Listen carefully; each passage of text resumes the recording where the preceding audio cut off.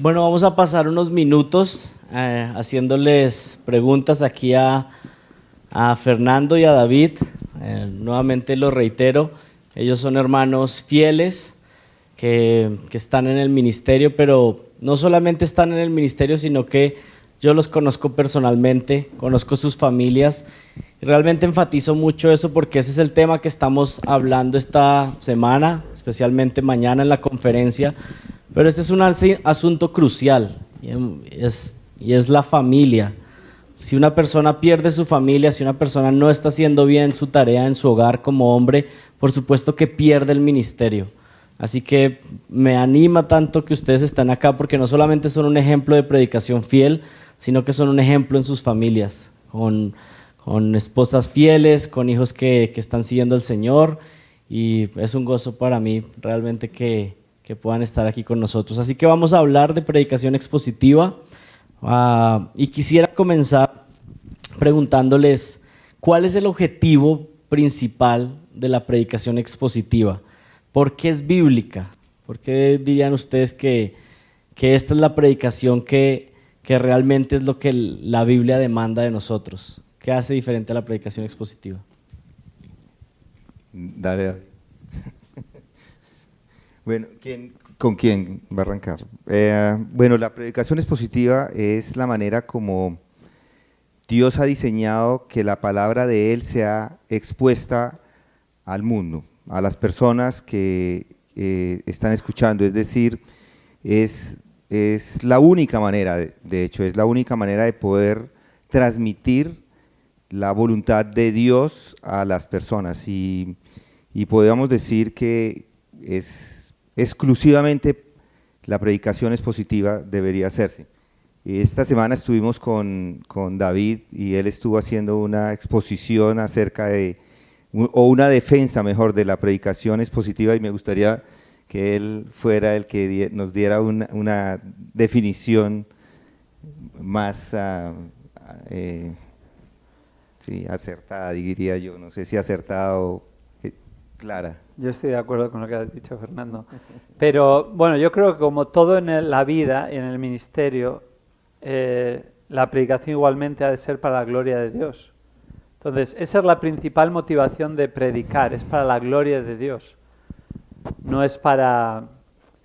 Ni siquiera el principal motivo es para el bien de los hombres, es secundario.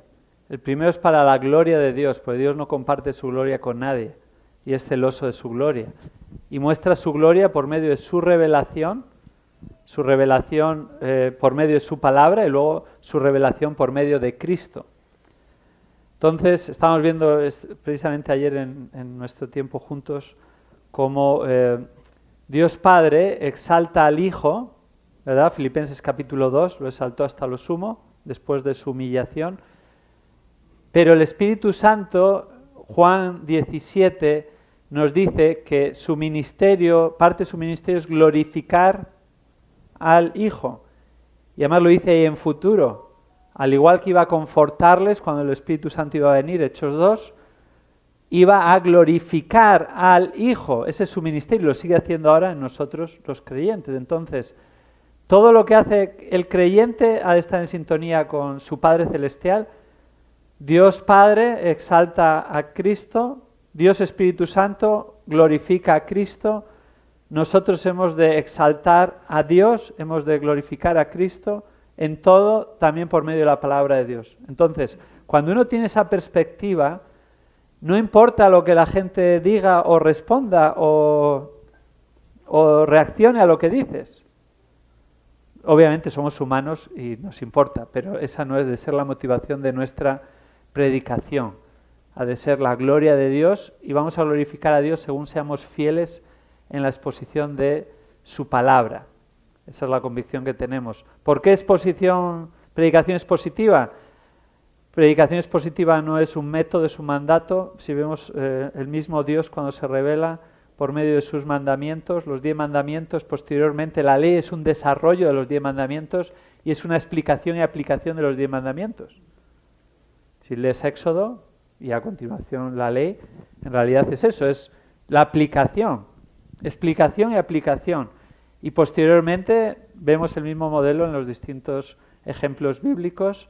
Nosotros tenemos una clase en el seminario de Berea que es Predicación 2 y dedicamos mucho tiempo a establecer cómo la predicación expositiva no es otra cosa que la predicación bíblica, siguiendo el modelo bíblico, y esa clase la enseña históricamente Luis Contreras, y bueno, si estuviera aquí lo explicaría mejor que yo, por eso da la clase.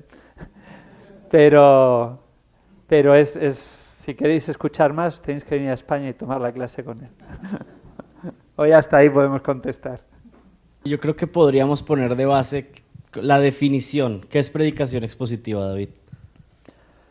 Bueno, es exponer el texto bíblico, es leer, explicar y aplicar. Tan fácil y tan difícil de hacer luego, fielmente, ¿no? Es leer el texto, explicar el texto, aplicar el texto. Obviamente en ese proceso luego hay varios pasos que hay que llevar a cabo, pero una definición sería esa. Yo creo que es bueno para algunos, tal vez están más expuestos a predicación expositiva, otros más nuevos, y entender que este no es un método de predicación, no es como una de las opciones entre otras. Este es el único método que la Biblia da, que es abrir el texto, exponer el texto y aplicarlo al pueblo de Dios. No hay otra manera. ¿Por qué se le pone el título expositiva? Pues porque cuando hay mucha confusión acerca de un tema, la iglesia siempre ha tenido que poner un adjetivo o algo que distinga de todo el error que hay. Debido a que hay tanta mala predicación hoy en día, se necesita poner este título, predicación expositiva, que realmente es que predicación bíblica, lo que el Señor demanda de nosotros al predicar. ¿De qué forma una predicación expositiva protege al predicador y a una congregación? ¿De qué forma creen que la predicación es un método de protección tanto para el hombre de Dios como para su rebaño? Bueno, el hecho de que una persona tome un texto, lo prepare y lo exponga, está dando la voluntad de Dios o exponiendo la voluntad de Dios a su congregación. No son sus ideas, no son sus historias, es lo que dice la Biblia. Entonces protege a la congregación y de la misma forma está protegiéndose él mismo. No está hablando no está poniendo sus ideas en todo esto, no está creando una nueva doctrina, está simplemente exponiendo lo que dice la Biblia. Y es, como dice David, es algo muy difícil, pero al mismo tiempo es lo más fácil en el sentido de que no hay que inventar la rueda, es exponer el texto, como decían, leer el texto, exponerlo y aplicarlo. No es otra cosa que esto. ¿Quieres agregar? Bueno, en realidad es una protección, yo creo, preventiva en primer lugar, porque cuando estás expuesto a la palabra de Dios estás previniendo muchos de los problemas potenciales que suceden, y cuando la gente está saludable, pues no necesita ir al médico, no necesita ir al hospital. ¿Por qué? Porque hace ejercicio, una alimentación sana, etcétera, a no ser que tenga un problema congénito o alguna cosa que le viene sobrevenida, ¿no? Y hay una prevención. Cuando tú estás exponiendo tu vida, la vida de tu familia, la vida de tu iglesia, a la palabra de Dios por medio de la exposición, que la misma palabra lo dice, estás previniendo y protegiendo la vida espiritual de los oyentes. Por eso es el ministerio pastoral. El ministerio pastoral no es apagar fuegos, que alguna vez hay que apagar alguno que otro, sino prevenir, ¿no? Y la prevención es con la predicación de la palabra, y proteges a la congregación de errores, porque según va creciendo y va degustando el gusto, va creciendo en el gusto por la palabra y por la doctrina bíblica, ellos mismos van teniendo discernimiento, ellos son un freno también a que el predicador o el pastor se pueda desviar y pueda llevar a la gente al error también. Entonces, en varios sentidos es una manera de proteger a la congregación y uno mismo. ¿Cómo protege uno mismo? Estando expuestos a la palabra, el primer beneficiado es el expositor bíblico, porque si tiene una vida realmente nacida de nuevo y un deseo de conocer y crecer en el Señor, el que primero y principalmente es beneficiado es aquel que ha pasado más tiempo estudiando las Escrituras. ¿Quién es ese? El que ha expuesto la palabra, estudiándola, y el beneficio y la protección se extiende a su esposa, se extiende a sus hijos, se extiende a su congregación y es una bendición plena, ¿no? Y mencionaste algo muy interesante, es ese gusto que la congregación va tomando a la palabra, pero eso por implicación es como que al principio tal vez las congregaciones no están tan acostumbradas a predicación expositiva, así que ¿qué consejo le darían ustedes a un pastor, a un maestro de estudio bíblico que quiere empezar a implementar la predicación expositiva en su iglesia? ¿Cuáles son algunos elementos prácticos de una iglesia que tal vez nunca ha tenido predicación expositiva y que quiere empezar a hacerlo? ¿Qué tips o qué puntos claves y prácticos pueden dar? Yo empezaría por 2 Timoteo 4:2, no solo predica la palabra, sino luego acaba diciendo, con mucha paciencia e instrucción. Es decir, sé paciente e instruye. No vas a llegar un día allí, de repente te va a ser una predicación expositiva y todos van a caer a los pies del predicador y van a ser maduros de golpe y los incrédulos se van a convertir. Ojalá fuera así, Dios puede hacerlo así, pero no es como funciona el ministerio normalmente. Entonces, tienes que tener paciencia e instruir. Y tú tienes que prepararte adecuadamente y tienes que tener paciencia también para que el Señor siga obrando en tu vida, pero obre en la congregación. ¿Cómo esto se muestra? Pues sé sabio a la hora de tratar los temas que sean edificantes para la congregación, no trates primero los temas polémicos en la congregación, porque has de mostrarte fiel en la exposición bíblica y confiable antes de llegar a temas que tal vez históricamente en tu congregación algunos hermanos en la iglesia tengan dudas o incluso tengan una opinión distinta, para que cuando llegues a ese pasaje digan, oye, pues está predicando este pasaje, igual que ha predicado los últimos 5 años el resto de los pasajes, y si esto pienso que es una predicación bíblica, ¿por qué esto no? Y al menos va a levantar una interrogante, ¿verdad? Y la palabra va a ir haciendo su obra de acuerdo a lo que enseña. Entonces, paciencia, sabiduría, los textos que escoges, y lo tercero yo diría simpleza y facilidad para entender. La predicación, el propósito es una exposición que se entienda, no una erudición, no una muestra de intelectualidad, de decir palabras en griego y que si está en presente, en imperativo, tienes tú que saberlo, pero lo que transmites de eso, que sea accesible a toda la congregación para que desde el mayor al más pequeño, la ancianita que no ha ido ni al colegio y apenas sabe leer, como el que ha hecho un máster en lingüística, pues pueda escuchar la palabra de la misma manera y luego, si hay alguien que tiene una pregunta más particular de algo que has dicho, pues si has hecho tu trabajo le podrás dar mayor razonamiento, incluso mayor peso por qué has dicho esto, ¿no?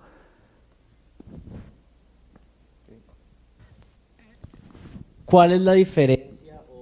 O más bien hablemos no de diferencia, sino algunos tienen preguntas acerca de lo que es un sermón temático y tal vez lo ponen en contraposición de la predicación expositiva. La pregunta sería, ¿puede un sermón temático ser expositivo? Eso que lo conteste alguno de los alumnos de la clase de predicación de estos días. Bueno, no me voy a arriesgar porque solo dieron 2 días de clase. No sé si estaban dormidos o no. No, Fernando, ¿tú qué piensas? Claro que puede ser un sermón temático expositivo. Lo que pasa es que es delicado hacer un sermón temático expositivo porque la cantidad de trabajo se duplica o se triplica o de pronto, dependiendo de la cantidad de textos que utilice para hacer esa explicación, le va a tomar mucho tiempo para poder conocerlos verdaderamente y poderlos exponer en su contexto. Entonces es difícil, es mejor siempre hacer una exposición secuencial, a mí es lo que me ha servido más porque como ya toda la congregación tiene el contexto hace tanto tiempo, es mucho más fácil llegar a textos y no tengo que explicar todo lo anterior o simplemente tomar es más difícil lo que vamos a hacer hoy, o esta semana que vamos a hablar de la familia, es más difícil tomar un texto o tomar varios textos y hablar de la familia que tomar solamente uno solo. Entonces, sí, se puede, pero es difícil. Sí, totalmente de acuerdo. La contestación es, ¿puede un sermón temático ser expositivo? Sí, debería ser expositivo.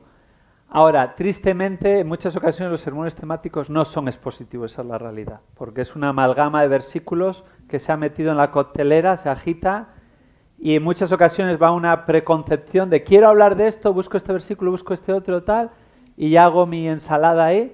Entonces ahí hay mayormente eisegesis, meto en el texto mis ideas, aunque luego algo diga el texto sobre ello. Pero una predicación temática bien preparada con el texto en su contexto debería de ser expositiva.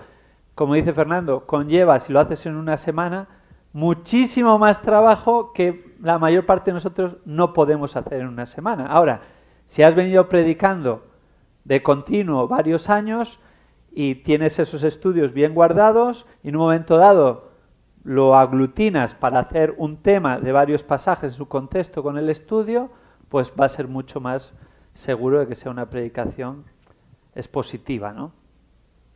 ¿Por qué no nos cuentan cómo es una semana normal de preparación de sermón para ustedes? Sé que no todas las semanas es lo mismo y a veces suceden cosas en el ministerio, pero generalmente ¿cómo se ve? ¿Qué día comienzan? ¿Qué pasos toman antes? Cuéntenos un poco cómo se ve una semana de preparación de sermones, especialmente ustedes que están predicando constantemente domingo a domingo. Mi semana comienza el domingo, después del sermón. Ya ahí mismo estoy pensando en qué voy a decir. Apenas termino en el púlpito, estoy pensando cómo voy a empezar a estructurar lo que viene para la siguiente semana. Y lo primero que hago es leer el texto, orar al mismo tiempo que leo. Quiero saber qué es lo que dice Dios en su palabra, tratar de entender de forma natural lo que dice la palabra de Dios y voy al griego, busco las definiciones de palabras que no conozco y busco, si hay algo diferente en el griego, trato de entender lo que se dice allí, trato de tener una idea clara en mi mente de lo que dice la palabra y después de esto, al mismo tiempo voy haciendo notas alrededor de cosas como ilustraciones, inclusive la introducción, voy haciendo notas de cómo podría yo comunicar esto. Y después de que he hecho este trabajo, voy a los comentarios a ver si lo que yo entiendo de la palabra en ese momento es lo que otros comentaristas entienden. Y al final de todo, busco inclusive algunos que hayan hecho algún tipo de comunicación en ese texto, cómo lo han comunicado, cómo han hecho ellos para presentar el mensaje. Y de esa forma también trato de bendecirme o de utilizar la forma como se comunicaron de tal manera que lo pueda hacer de una manera efectiva, que llegue a las personas. Pero yo creo que cada uno lo hace de diferente manera.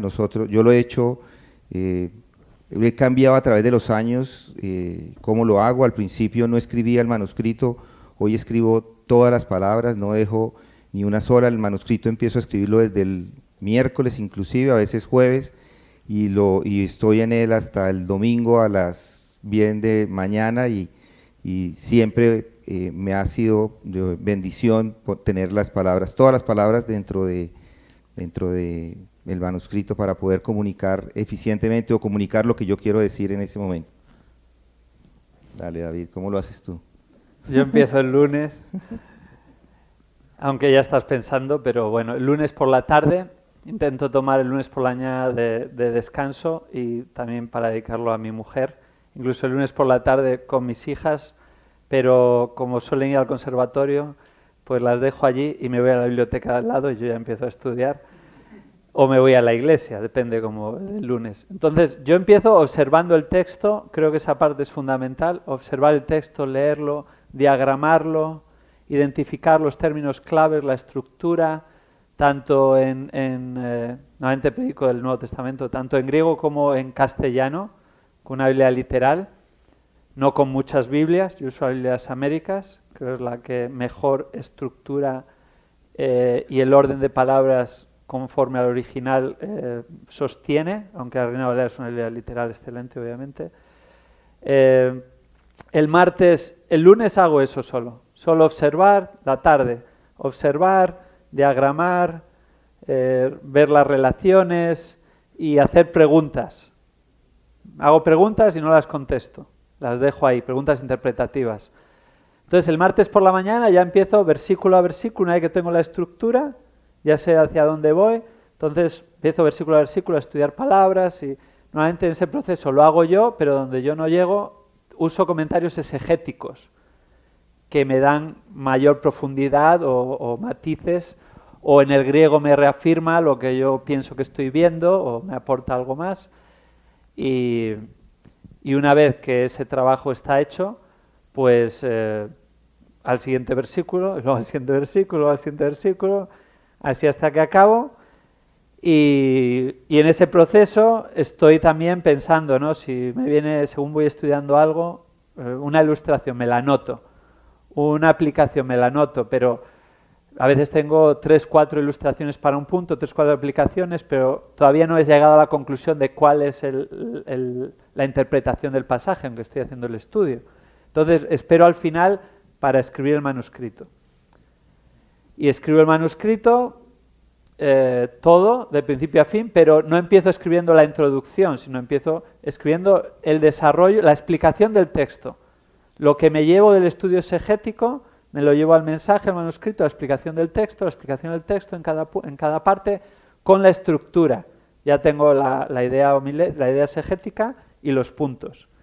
Y una vez que lo tengo ahí, pues paso la idea exegética a la homilética, el bosquejo al homilético, y una vez que tengo eso, pues le pongo los músculos a ilustración, aplicación, ahí ya selecciono en cada punto, y luego ya al final escribo la introducción y la conclusión. Y cuando acabo eso, normalmente es el jueves. Entonces, el viernes por la mañana lo que hago es reafirmar, leo a lo mejor algún comentario expositivo o aplicativo, depende de lo flojo que esté yo en la aplicación o en la ilustración, si no, ya ni llego ahí porque no me da tiempo, pero muchas veces sí lo hago. Y ya acabo mi manuscrito y el viernes por la tarde ya no estudio y el sábado por la mañana oro, repaso el manuscrito y lo subrayo. Y el domingo por la mañana simplemente oro y lo leo una vez antes de predicar. Y así cada semana. En contraste a lo que ustedes están contando de este proceso arduo de estudio y preparación, ¿qué le dirían a ustedes a un predicador que dedica poco o nada de esfuerzo en el estudio y está pensando que va a recibir una unción especial o algo que va a suceder? Algunos hemos escuchado personas que dicen, bueno, de camino ahí a la iglesia a preparar el mensaje. ¿Qué le dirían a alguien que es flojo en su preparación, que no pone esfuerzo en el estudio para predicar? Bueno, David lo ha dicho, es un trabajo arduo, y ese es el trabajo, es la predicación y la oración. Yo no creo que deba existir un predicador flojo, es preferible que se dedique a hacer otra cosa, que busque otro oficio, porque si no está con la intención de ponerle todo su esfuerzo a la predicación, es mejor que cambie de trabajo. Y en realidad sí es un trabajo arduo, es un trabajo que demanda horas de dedicación, de análisis, de estudio, de escritura, de repaso, de pensar, de cambiar, hay muchas actividades en este proceso. Entonces si una persona no está dispuesta a pagar el precio, pues no, que no lo haga y no dañe la imagen de nuestro Señor y Salvador diciendo que es un predicador, porque en realidad para mí, yo creo que no debería ser para nadie una persona a seguir, no es un ejemplo. Bueno, yo diría que el predicador bíblico es un estudiante de la palabra, y si no es un estudiante de la palabra, no es un predicador, sino un charlatán. Entonces, pues dedícate a otra cosa. Ahora, dicho eso, entiendo las exigencias de cada caso, familia, trabajo tal vez, otras cargas que tenemos, y cada semana es difícil estudiar y preparar un mensaje. Y para mí es difícil y requiere esfuerzo y es un reto cada semana, pero lo que me sostiene es la convicción de que es la palabra de Dios y que el llamado que tengo es a eso. Si no tienes esa convicción, entonces vas a buscar atajos. Así que hay que dar un paso atrás y no decir, tengo que ser un estudiante, tengo que esforzarme. No, ¿qué pienso que es la palabra de Dios? ¿Y qué pienso que es un predicador bíblico? Y afianzarte desde la palabra en una convicción de lo que eso conlleva. Y cuando tengas esa convicción, no te va a quedar otra que estudiar la palabra y dedicarte a decir lo más cercano posible lo que dice el texto. Si no tienes la convicción, busca dónde obtener la convicción. Y otra cosa, a mí una de las cosas que más me quedó del seminario, aparte de darme herramientas para estudiar la palabra, fue la exigencia del seminario. Y eso es un filtro. ¿Por qué? Porque te está preparando para lo que vas a hacer el resto de tu vida. Entonces, requiere esfuerzo, requiere estudio, y hay veces gente que no es capaz de acabar el seminario. Y yo lo siento, pero digo, pues está claro que no te tienes que dedicar al ministerio. Si no es por causas de fuerza mayor, una enfermedad, porque esto conlleva estudio y esfuerzo. Entonces, fórmate en un sitio que te exija, fórmate en un sitio que te den las herramientas, pero eso no te hace un predicador. El predicador y el pastor es un llamado de Dios. Entonces, hay gente que no ha podido formarse y son predicadores y pastores del Señor que sirven a Él fielmente. Pero si tienes la oportunidad, ¿por qué no la aprovechas para hacerlo lo mejor posible? Y yo conozco varios pastores y ancianos de iglesias que no tuvieron la oportunidad de formarse y lo lamentan. Y algunos de ellos a mí me apoyaron y me animaron a ir a formarme porque ellos no pudieron. Y yo les agradezco ese apoyo y es parte de la visión de formar a otros, ¿no? Es 2 de Timoteo 2:2. Hay 4 generaciones ahí. Continuamente debemos estar formando a otros dentro de la iglesia, primero. Pero donde la iglesia no llega, sigue siendo su responsabilidad, pero delega en una institución a la cual le prestan a ese estudiante, pero la responsabilidad todavía es de la iglesia, ¿no? Entonces, tienes que estudiar, tienes que prepararte y si no, tienes que dedicarte a otra cosa. Ok, y con esta vamos a ir terminando, especialmente porque tenemos que ir a descansar. Mañana tenemos un día arduo, pero de bendición en la palabra. Y es, ¿qué consejo o qué recomendación le dan a un hombre para que mejore en su predicación? ¿Cómo alguien podría crecer en su ministerio de predicación?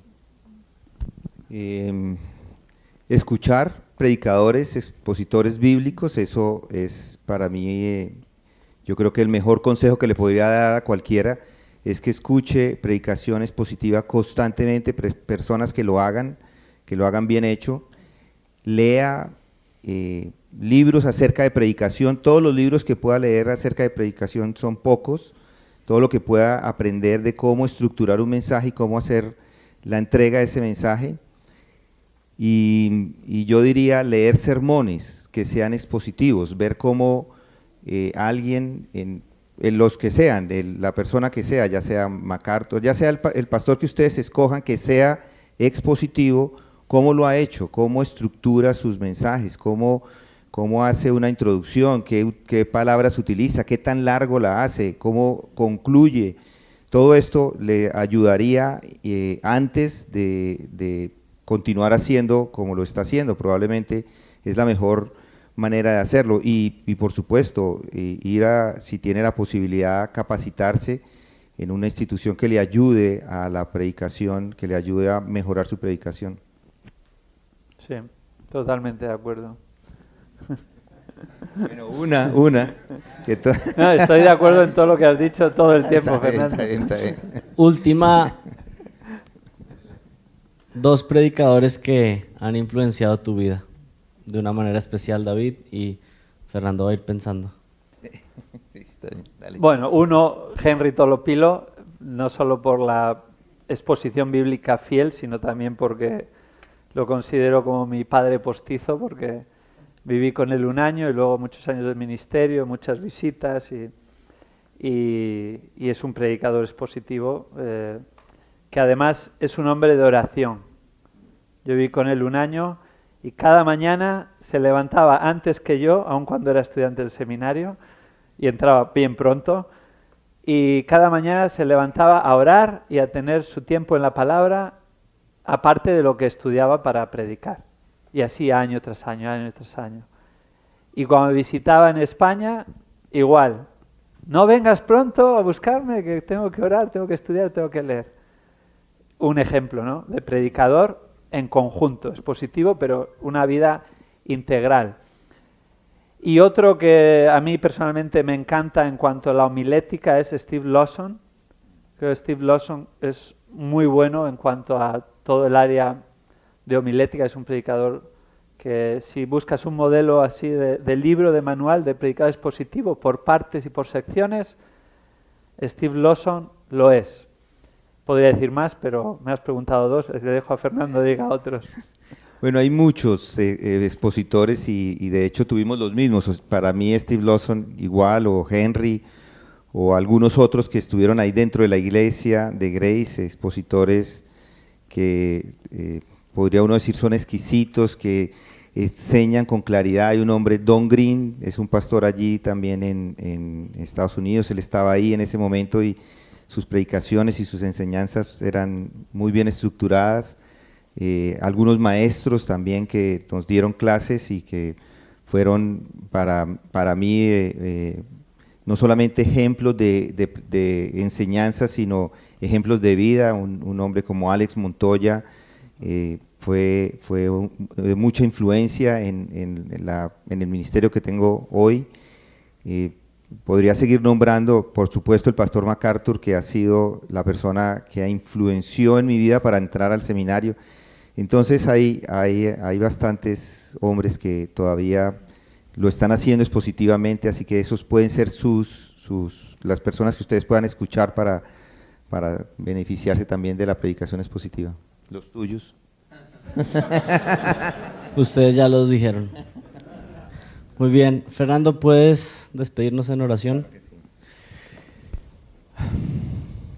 Padre, gracias te damos porque tu misericordia es nueva cada mañana y ha sido para nosotros tu misericordia evidente en este día. Tú has derramado gracias sobre cada uno de nosotros a permitirnos venir hasta este lugar y meditar en tu palabra, meditar en la predicación, meditar en lo que es importante para nosotros como hombres, como líderes, como personas que tú has llamado para entregar ese mensaje que has dejado claro en las Escrituras. Gracias porque nos has puesto esa pasión, ese deseo en el corazón de transmitir que tu Hijo Jesucristo vino a este mundo a morir y a llevarse todos nuestros pecados y a resucitar después de 3 días. Gracias, Padre Santo, gracias por tu Hijo, gracias por el Espíritu que también lo dejaste en medio de nosotros para que pudiéramos tener ese entendimiento de tu palabra y que al mismo tiempo podamos, Señor, ser edificados por medio de Él y por medio de tu palabra. Gracias, Señor, por toda la labor que se está realizando en este lugar y que esto que pase aquí sea para edificación de cada uno de los hermanos que aquí se encuentran, que puedan crecer en santidad, que puedan crecer en sus ministerios y que al final toda la gloria, la honra y el honor sea para el que se lo merece todo, y ese eres tú y tu Hijo Jesucristo, y es en el nombre de tu Hijo que oramos. Amén. Amén.